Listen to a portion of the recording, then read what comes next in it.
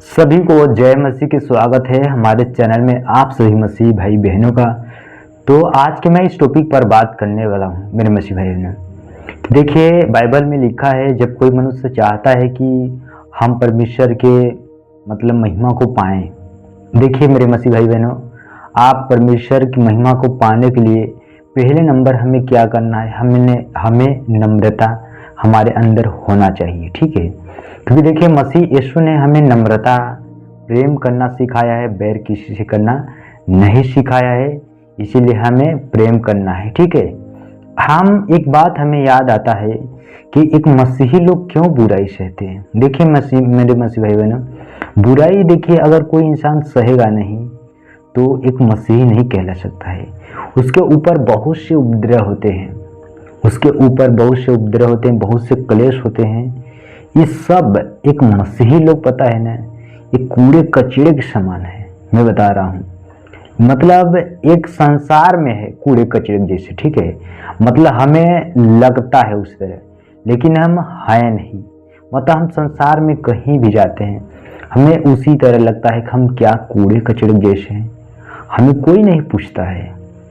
मुझे पता है कि हम संसार के नहीं है, इसीलिए संसार हमसे प्रेम नहीं करता।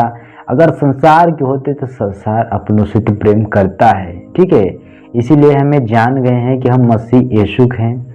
इसीलिए बाइबल क्वेश्चन कहता है कि अगर हमें दोस्ती होना चाहिए, ऐसा दोस्ती होना चाहिए जो परमेश्वर के भाई से बढ़कर होता है। वो दोस्ती भाई से बढ़कर कौन ऐसा दोस्त हो सकता है? और दोस्त तो कोई ऐसा हो नहीं सकता है बिना यीशु के। ठीक है, हमारा वही दोस्त है जो भाई से भी बढ़कर दोस्त है। ठीक है, इसलिए यीशु मसीह ने कहा है कि आज से मैं तुम्हें दास रहूंगा, अब तुम मेरे पुत्र हो। इसलिए मेरे मसीह भाई बहने, हम एक परमेश्वर के पुत्र हैं। ठीक है, बहुत से लोग यही चाहते हैं कि हम परमेश्वर के वचनों को जानें। अगर देखिए, हमें परमेश्वर की महिमा के लिए हमें परमेश्वर के वचन पर ध्यान करना है। वचन क्या कहता है उस पर हमें चलना है। हमें बाइबल को जो आज्ञा है मेरे प्रियो, यही हमें सिखाता है। हमें वचन जो आज्ञा है, हमें क्या चीज़ जानना है। ठीक है, देखिए वचन हमें क्या बताता है, वचन को हमें अच्छे से अच्छे जानना होगा। बाइबल में एक जगह मैं बताना चाहता हूँ कि लोग अपने लिए बहुत से दोस्ती बनाते हैं, लेकिन हमारा दोस्त, खास दोस्त हमारा यीशु मसीह है। बाइबल में भी लिखा है, जिसे गलातियों की पुस्तक पढ़ेंगे 4 अध्याय, यहाँ पर 17-18 आयत में। ठीक है, 17-18 में लिखा है वे तुम्हें मित्र बनाना तो चाहते हैं, पर भले उद्देश्य से नहीं, वरन तुम्हें अलग करना चाहते हैं कि तुम उन्हीं को मित्र बना लो।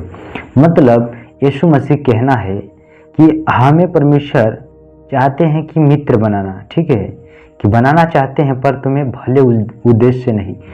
परमेश्वर चाहते हैं कि आपको दोस्त अगर बनाएंगे, भले उद्देश्य से नहीं, आपको संसार से अलग करके। ठीक है, संसार से अलग करके बनाएंगे ताकि आप संसार के साथ सहभागिता न हो। ठीक है, इसीलिए बताएं कि तुम उन्हीं को मित्र बुला, किसको? यीशु मसीह को। और अगले आयत में लिखा है, पर यह भी अच्छा है कि भली बात में हर समय मित्र बनाने का यत्न किया जाए, न केवल उसी समय की जब मैं साथ रहता हूँ।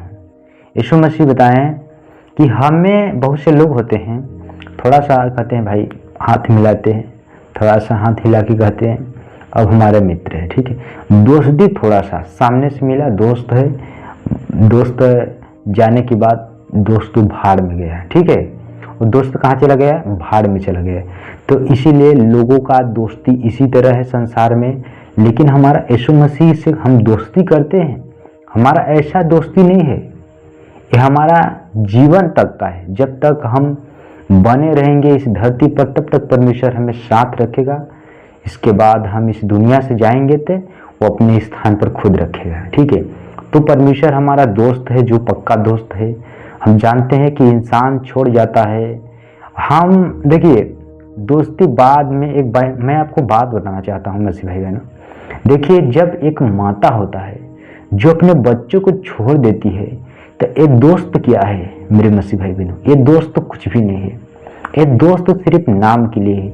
सोचिए एक माता जो दूध पिलाती बच्चे को भूल जाती है। बाइबल में लिखा भी है, आप उसे पढ़ लेना, लेकिन मैं आपको बता दे रहा हूँ। जैसे कि आप यशायाह की पुस्तक में पढ़ेंगे 49 अध्याय 15 और 16 आयत में, 15-16 आयत में तो उसमें साफ देखेंगे कि लिखा है, क्या यह हो सकता है कि कोई माता अपने दूध पीते बच्चे को भूल जाए और अपने जन्माए हुए लड़के पर दया नहीं। परमेश्वर कहते हैं हाँ वो तो भूल सकती है, परंतु मैं तुझे नहीं भूल सकता।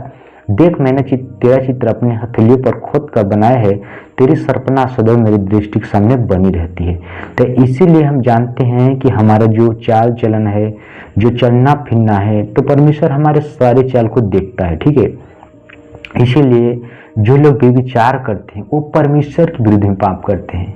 ठीक है, मैं बता रहा हूँ आपको, बहुत से हम चाहते थे कि हम व्यभिचार करें, ठीक है, लेकिन देखिए मसीह भाई बहनों, लेकिन परमेश्वर का हमारे इच्छा नहीं है।